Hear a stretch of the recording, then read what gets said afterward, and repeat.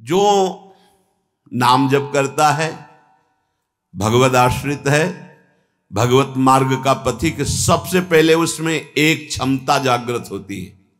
क्या? ये द्वंद्व है, शत्रु और मित्र में समान भाव, मान और अपमान में समान भाव, लाभ और हानि में समान भाव, सुख और दुख में समान भाव, निंदा और स्तुति में समान भाव। तो बोले द्वंद्व रहित, द्वंद्व विमुक्ता, ये पहली साधक की वृत्ति जागृत होती है। ध्यान रखना, अगर आपकी साधना परिपक्व अवस्था की तरफ जा रही है, आपकी साधना ठीक है, तो पहला लक्षण है तितिक्षवः, वो बहुत धैर्यवान और सहनशील होगा। सुख दुख, लाभ हानि, मान अपमान, निंदा स्तुति, इसमें वो समान भाव रखेगा। चलो हमारी स्थिति ऐसी नहीं, लेकिन हमें सुनने को मिला तो समान भाव रखने की चेष्टा तो करें।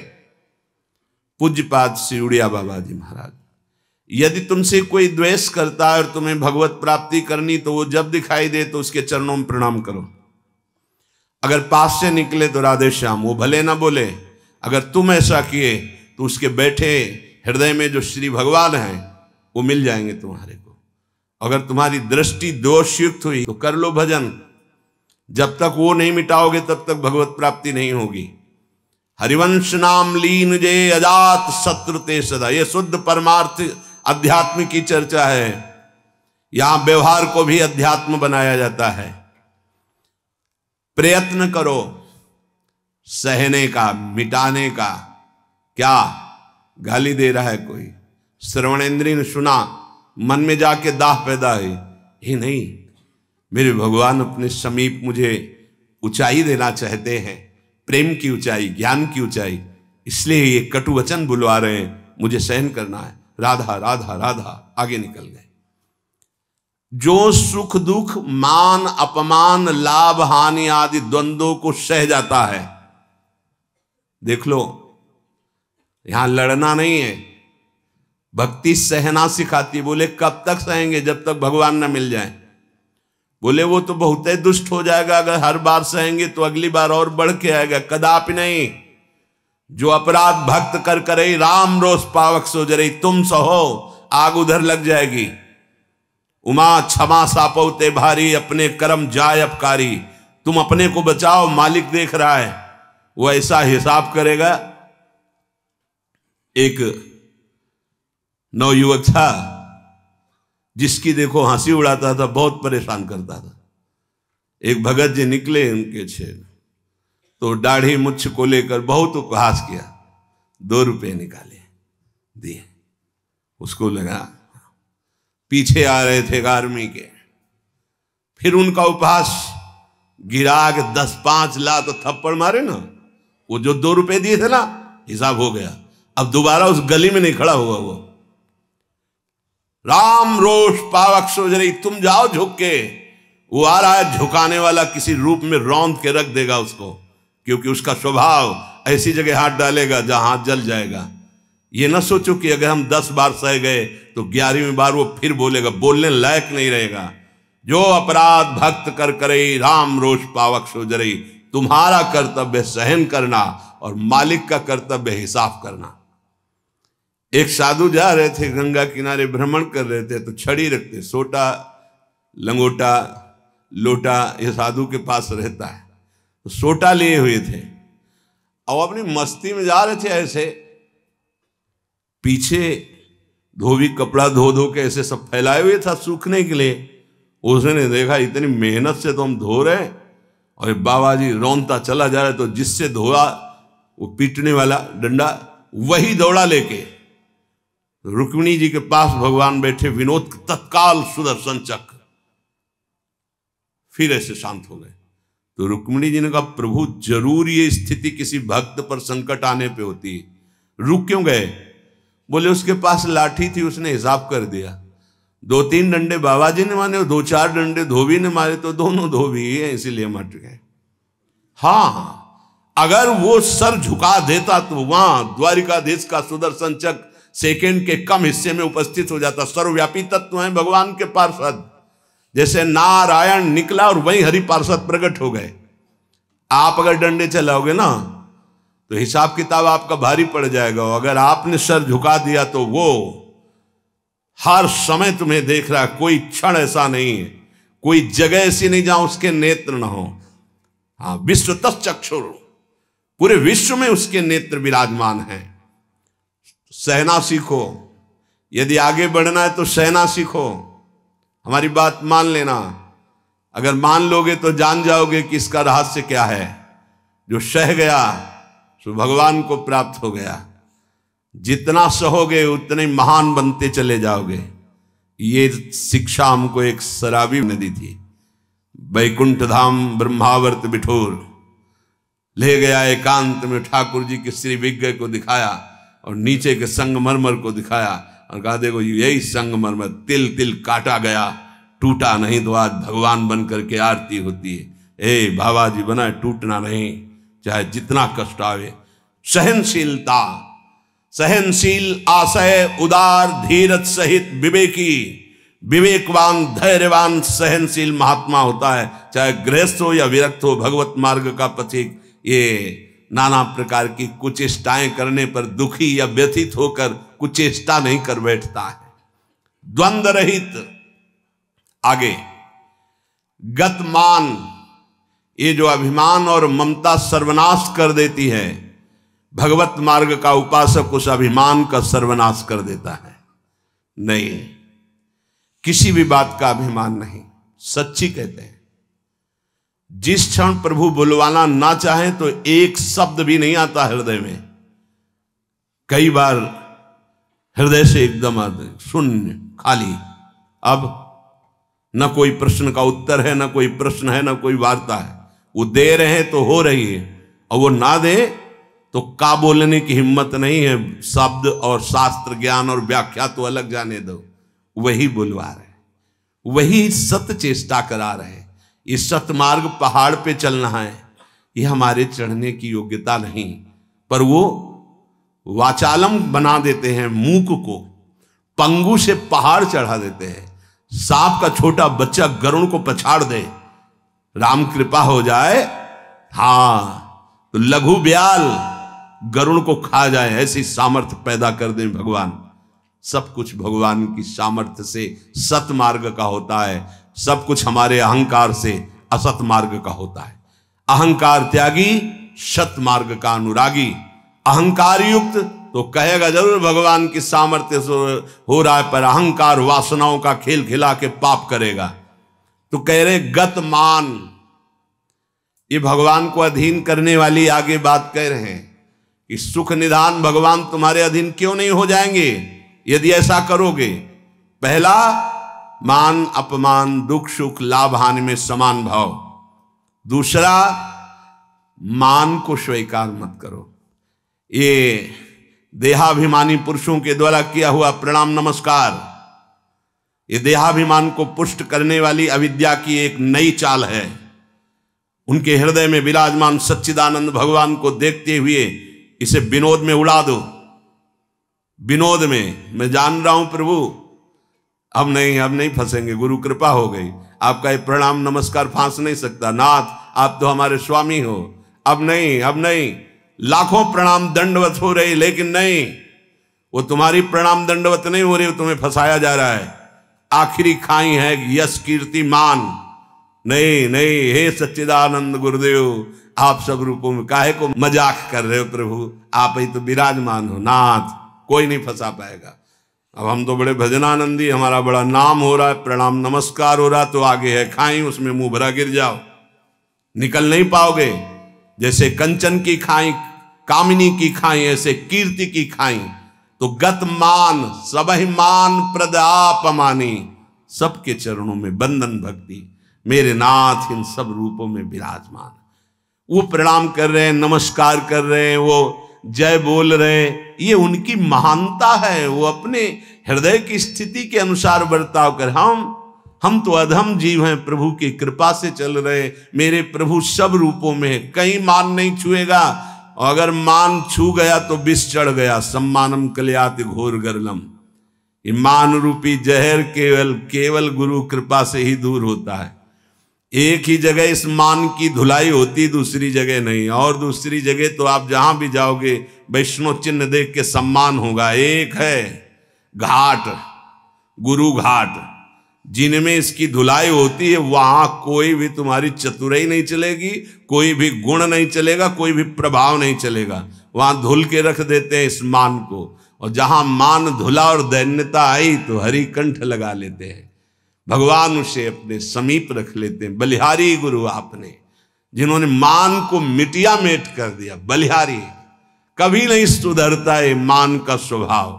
ये गुरुदेव, इसीलिए गुरुदेव के हाथ का खिलौना कोई बिरला ही बनता है।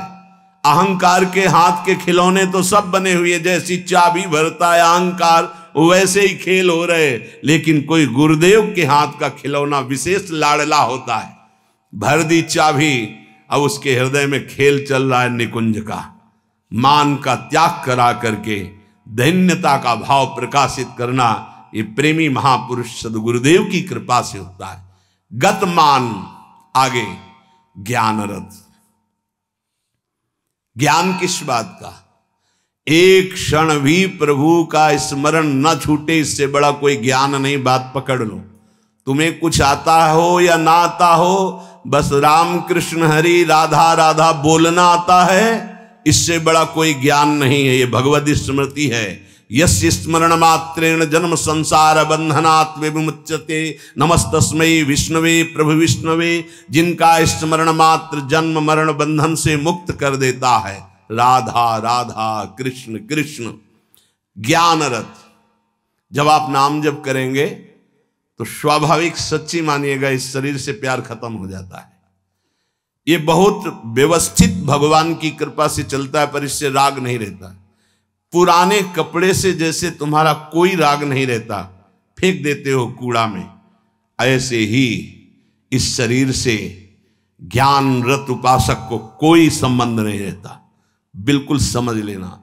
जैसे कबाड़ में पड़ी हुई गाड़ी से ध्यान आएगा, ऐसे गया, पर आपकी रति नहीं होगी क्योंकि बेकार हो गई है। ऐसे हर समय उपासक की दृष्टि में गाड़ी, ये जो पांच भौतिक गाड़ी, ये केवल भगवत प्राप्ति के लिए है। अगर ज्ञान प्रकट हो गया तो इससे कोई रति नहीं रहती, इससे कोई अपना शरीर का राग मिट जाना ही सब ज्ञान है। भगवान नाम में रुचि हो जाना ही सब ज्ञान है। बस दो बात समझ लो, जितना इससे तुम प्रेम करोगे उतना ही पापाचरण होगा, और जितना नाम से प्रेम करोगे उतना ही इससे वैराग्य होगा, और आप दिव्य उन्नति को प्राप्त हो जाएंगे। ज्ञान रथ, सच्चा ज्ञान। मैं भगवत स्वरूप हूं, ये मैं शब्द अंतःकरण से निकलता है। बस स्वरूप हूं है, मैं के साथ हूं है, नहीं तो स्वरूप, बस स्वरूप। मैं स्वरूप हूं, ये अंतःकरण धर्म से निकल रहा है, और केवल है स्वरूप, ये है। वहां कोई और शब्द नहीं जुड़ता, न मैं न हूं, वो है, वही है, वो भी खत्म, केवल है। यह है पूर्णता, ज्ञान की पूर्णता, भक्ति की पूर्णता है। कौन? गोविंद, गुरुदेव, किशोरी जी है। बिरत खटाई नाना कस। जैसे कुछ धातुएं होती हैं, उनमें खटाई डालते तो बहुत जहरीली हो जाती है, ऐसे ही उपासक को हर भोग दिखाई देता है जहरीला।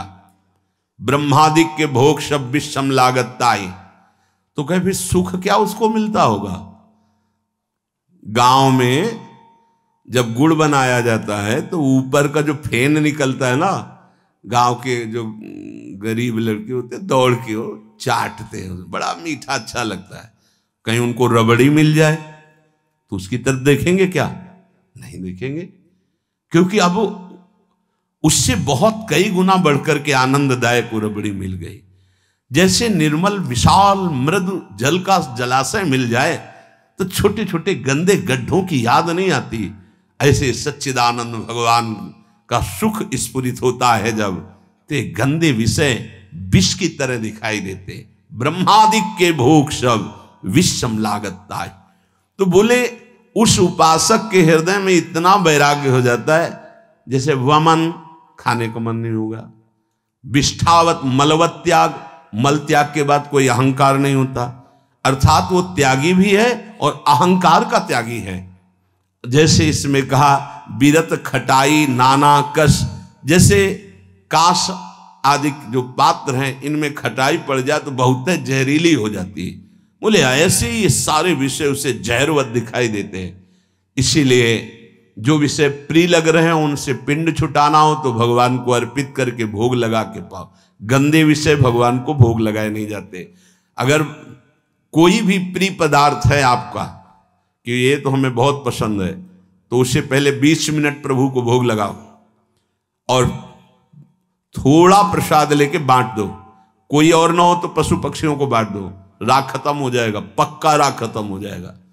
ये गुरुजनों के अनुभव की बात है। कुछ ऐसे पदार्थ होते हैं, पूज्य राधा बाबा भाई जी से कहा कि सब ठीक है आपकी कृपा से, पर मिठाई देखते ही प्रियता बढ़ जाती है, तो क्या अभी हमारा राग है मिठाई में?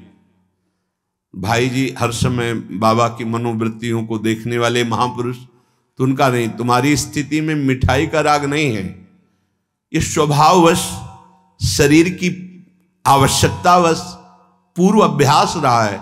तो ऐसा हो जाता है कि जैसे सब पदार्थ रखा है, जो प्रिय है उसे उठा लिया और पाने लगे, उसका कोई राग नहीं है, स्वभाववश तुम्हारे शरीर को आवश्यकता है तो स्वभाव बन चुका है, पर राग नहीं है। पर अपने लोगों की स्थिति नहीं है, अपने लोगों का राग है। हमें जो राग है सच्ची मानो गुरुजनों की आज्ञा पे चले तो नष्ट हो जाएगा। जो प्रिय से प्रिय वस्तु लगे, 20 मिनट भोग लगाना, दिखाना नहीं केवल, क्योंकि होगा ना कि गरम गरम पकौड़ा और चटनी हो सब दिखा लो तो श्री जी को पालो, नहीं, रसेंद्री को नहीं, श्री जी को पवाओ और इसके बाद एक पकौड़ा चटनी आप लो, बका दूसरे को दे दो, आप अपना पेट भरो रोटी से।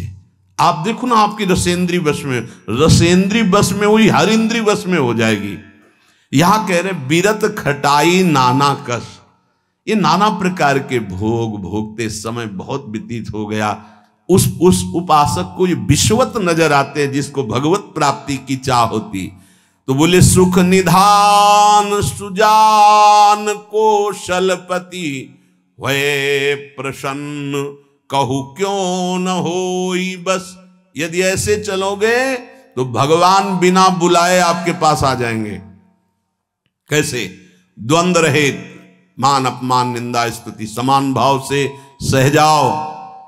गतमान, कोई सम्मान करे स्वीकार मत करो, उसके भोक्ता मत बनो। ज्ञानरत, ये शरीर नष्ट हो जाएगा, तुम अविनाशी हो। विषय विरत खटाई नाना कस, जितने भोग हैं इनमें कोई सुख नहीं है। और फिर जैसे देह गे से प्यार करते ऐसे प्रभु से प्यार करने लगे। तो कह रहे प्रभु अपने आप आपके अधीन हो जाएंगे। सर्वभूत हित निर्व्यलीक चित भगति प्रेम दृढ़ नेम एक रस। तुलसीदास यह होई तबहि जब द्रवे ईश जेहि हतो शीस दस। भगवान जिसको अपना बनाना चाहते हैं तो उसके हृदय में एक बात प्रकट होने लगती है, कैसे सबको सुख पहुंचाऊं। सर्वभूत हित, ये बात, ये लक्षण है भक्त का। हमारे अंदर भक्ति आई, इसका लक्षण किसी को भी दुखी देख के मन कैसे इसको सुख पहुंचाऊं। भले हम कुछ नहीं कर पा रहे, लेकिन सर्वभूत हिते रताहा हमारे हृदय में आ गया, कैसे इसको सुख पहुंचाऊं। गोस्वामी जी ने संत हृदय की महिमा का वर्णन करना प्रारंभ किया तो लगा जैसे मक्खन कोमल होता है ऐसे संतों का हृदय कोमल होता है। तो लिखा संत हृदय नवनीत समाना, पर विचार किया है तो दोष हो गया। मक्खन तभी पिघलता है जब उसमें स्वयं ताप लगे। फिर तो संत की हृदय की बात गलत हो गई। अगर स्वयं के दुख में हृदय द्रवित होता है तो सबका होता है। ये मक्खन का उदाहरण तो ठीक नहीं बैठा। तो आगे तुरंत लिखा, कहा कविन पर कहीं न जाना, निज परिताप द्रवई नवनीता, पर दुख द्रवहि सो संत पुनीता। संतों का हृदय मक्खन जैसा होता है, कवियों ने कहा, पर ठीक नहीं बैठा। क्योंकि मक्खन को स्वयं जब ताप लगता है तब पिघलता है, लेकिन संत तो दूसरे के दुख को देख करके द्रवित हो जाते हैं। सर्वभूत हित, जो समस्त भूतों का मंगल सोचता है, तो आनंद घन चतुर शिरोमणि भगवान उस पर प्रसन्न हो जाते हैं। उसके हृदय में निर्विकारता प्रकाशित हो जाती है। उसका चित्त एक रस सच्चिदानंद सुख में निमग्न हो जाता है। तुलसीदास जी कहते हैं, ये सौभाग्य उसी को मिलता है 10 शीश का हनन करने वाले भगवान जिस समय जिस जीव पर कृपाल होते हैं तो सत्संग मिलता है, और सत्संग से ये सब प्राप्त हो जाता है। अगर हमें नाम ऐसा प्रिय लगने लगे तो सब लक्षण आ जाएंगे। भगवान से भी बढ़कर के भगवान का नाम। ये शाम के कल बहुत इसका चिंतन होता रहा, बार बार हृदय आह्लादित होता था कि गजब की निष्ठा, नाम की गजब की निष्ठा। ध्यान पूर्वक सुनिए, हर शिकायत खत्म हो जाएगी। प्रिय राम नाम ते जाहि न रामो। बड़ा सुख मिलता है। जैसे शब्द है ना, उनमें डुबकी लगाओ, एकदम निहाल कर देते। प्रिय राम नाम ते जाहि न रामो, ताको भलो कठिन कलिकाल हूं, आदि मध्य परिणामो, प्रिय राम नाम ते जाहि न रामो। ये बैठा लीजिए, ये जीवन की सार बात। पद तो गोस्वामी जी का कई बारे, लेकिन इससे पहले महामहिम पूज्य श्री भाई जी हनुमान प्रसाद पोद्दार जी के द्वारा ये बात मिली थी। जीवन में पहली बार ये बात पूज्य भाई जी के द्वारा मिली थी कि अगर तुम्हारे सामने भगवान आ जाए, उनके दर्शन कर रहे हो, नाम छूट गया, तो हमें नहीं चाहिए ऐसे भगवान जिससे हमारा भगवान का नाम छूट जाए। ये भाई जी की बात। फिर पद मिला बहुत काल के बाद, ये कल पुनः इसका कृपा करके गोस्वामी जी ने दर्शन कराया और चिंतन कराया। बेपरवाह, अद्भुत मस्ती है इस बात में।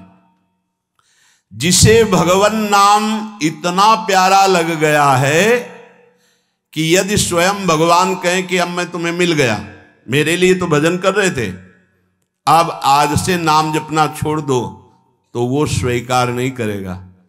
उपासक कहेगा नाम नहीं छोड़ सकता, महाराज आप आओ या ना आओ, आप जाओ या रहो, आपकी मर्जी की बात। नाम से प्रिय बढ़कर आप नहीं हो हमें। ये बात बहुत बड़ी बात। जब भगवान की बात आ गई तो ये भोगों की बात क्या रह जाएगी भाई। ये पद प्रतिष्ठा रुपया पैसा, अभी नाम का स्वाद ही नहीं चखा। ये ताको भलो कठिन कलिकालो आदि मध्य परिणामों, आज कल परसों हर समय परमानंद बना रहेगा। एक कलयुग कुछ नहीं बिगाड़ सकता। यदि जिह्वा में ऐसा प्यार उदय हो गया कि मुझे नहीं चाहिए और कुछ, जो हमें नाम छोड़वा दे वो कुछ संसार की पद प्रतिष्ठा तो जाने दो, हमें भगवान से भी नहीं मिलना। यदि वो आ जाए और नाम छूट जाए तो मुझे उनका आना नहीं। प्रिय राम नाम ते जाहि न रामो, ये बहुत बड़ी बात है, ये जनसाधारण नहीं समझ सकते, बहुत बड़ी बात। कैसे छूटेगा फिर नाम? सोचो कैसे छूटेगा, आग लग जाएगी कि ओहो, जिस नाम के बराबर नामी से मिलन की भी बात नहीं कही गई, उस नाम को हम चंद विषयों में, तुच्छ विषयों में, तुच्छ व्यक्तियों के मायाजनित संभाषण में छोड़ देते हैं। हमारी कहां की निष्ठा? गोस्वामी जी कह रहे हैं, प्रिय राम नाम ते जाहि न रामो, बार बार इसलिए करें, बैठा लो, सकुचत समुझी नाम महिमा, मद लोभ मोह को कामो, राम नाम जप निरत सुजन पर, करत छाह घोर घामो, प्रिय राम नाम ते जाहि न रामो। बस यही लगता है, यही परम विश्राम है, इससे बड़ी कोई बात नहीं हो सकती। राम जी मिल जाए और वो कहें कि हमारा नाम छोड़ दो, अब हमें स्वीकार करो, हम तो मिल गए ना, तो वो उपासक भगवान से कह देगा आप चले जाइए, जिस नाम के बल से आप हमारे पास आए उस नाम को मैं नहीं छोड़ सकता, आप कभी मत दर्शन देना, कभी मत आना, आप हमें हर दुख देना, पर मैं नाम नहीं छोड़ सकता। ये बात पकड़नी, ये बात पकड़नी, पकड़ लो, सब कुछ तुम्हारे अधीन हो जाएगा। मुझे आपसे मिलने की आवश्यकता नहीं है यदि नाम छूट जाए तो। यही भाई जी लिखा था प्रियालाल के लिए, राधा कृष्ण के लिए। सबसे पहले भाई जी की बात, तो थोड़ी देर तो विचार चलता रहा इस विषय का कि नाम साधन है और साध्य है प्रभु। जब प्रभु को हम देख रहे हैं तो नाम भूल गए तो कौन सी बड़ी बात है, क्योंकि नाम का फल तो प्रभु ही थे ना। उस समय समझ में नहीं आया, बाद में समझ में आया उन्हीं महापुरुषों की कृपा से, जो आज गोस्वामी जी कह रहे हैं कि यदि कोई कहे कि तुम्हें राम मिल जाएंगे, या राम जी ही कहें कि मैं मिल जाऊंगा, मेरा नाम छोड़ दो, तो उपासक का हृदय कहेगा नाम जापक का कि यदि आपके मिलने से नाम छूट जाता है तो आप कभी हमसे मत मिलिए, मुझे आवश्यकता नहीं आपसे मिलने की। यदि मेरा गुरु प्रदत्त नाम छूट जाए तो आपके मिलने की आवश्यकता नहीं। उसका नाम ऐसे चलता है हृदय में, श्वास में, जिह्वा में, रोम रोम में, ऐसा अपार प्रेम उसके हृदय में प्रकट होता है, ऐसी मतवाली मस्ती होती है कि भगवान उसे कभी छोड़ ही नहीं सकते। इस कराल कलिकाल में आदि प्रारंभ, मध्य और अंत, कभी किसी का कल्याण हुआ है या हो रहा है या होगा तो ऐसे नाम प्रेमी का होगा। ये आदि मध्य परिणामों, अगर नाम जब चल रहा है तो जो पीछे महापुरुष हुए हैं, जो अब हैं, जो आगे होंगे, वो नाम के प्रभाव से ही हैं। नाम की महिमा इतनी अपार है, ध्यान दीजिए, अभिमान, लोभ, अज्ञान, क्रोध, काम, ये उसके हृदय में ही नहीं रह जाते जिसके निरंतर नाम चलने लगता है। ये सब सकुचा कर भाग जाते हैं, जैसे किसी महान बलशाली को देखकर छोटे मोटे योद्धा गर्दन झुका के भाग जाते हैं। ये काम आदि दोष उन्हीं को परेशान करते हैं जिनके नाम नहीं चल रहा। सच्ची मानिए, मान लीजिए, विश्वास कर लीजिए, बहुत बड़े लाभ की बात है नाम। सामने ही ये सर ऊंचा नहीं कर सकते। कौन? बोले नाम महिमा का ऐसा प्रभाव, मद, अभिमान, लोभ, भोगों का, पैसे का, पद का, मोह, परिवार का, क्रोध, नाना प्रकार की प्रतिकूलताओं से प्रकट होता है, और काम, ये गर्दन झुका के भाग जाएंगे यदि तुम्हारे निरंतर नाम चल रहा है। वो हम ये छोड़ नहीं पाते, हम नहीं छोड़ पाओगे। ये भगवत शक्ति से संपन्न योद्धा हैं। नाम नाम चल रहा है, भाग जाएंगे। नई अवस्था ठाकुर हरिदास जी की, बस नाम चल रहा है, 3 दिन प्रयासरत रही, स्वयं भक्त बन गई, उनके हृदय में कोई फर्क नहीं पड़ा। क्यों? क्योंकि नाम चल रहा है। जो नाम जप करता है, बहुत महिमा की बात कह रहे, राम नाम जप निरत सुजन पर करत छाह घोर घामो। घोर धूप में भी वो धूप छाह से भी बढ़कर शीतल बन जाएगी नाम जापक को। अर्थात घोर विपत्ति, घोर प्रतिकूलता उसके लिए भारी अनुकूलता और मंगल बन जाएगी, जिसकी जिह्वा पे नाम चल रहा है। यदि कोई कहे कि हमने नाम के प्रभाव से पत्थर में कमल उदित होते देखा है, तो आश्चर्य मत मान लेना, बहुत छोटी बात है ये। कह रहे हैं नाम प्रभाव सही जो कहे को शिला सरो रूह जामो। जो सुन सुमिरी भाग भाजन भई सुकृत शील भील भामो। यदि कोई तुम्हें ऐसा कह दे कि हमने देखा है पत्थर में कमल खिल गया, असंभव, तो तुम मान लेना कि वो नाम जापक ऐसा हो सकता है।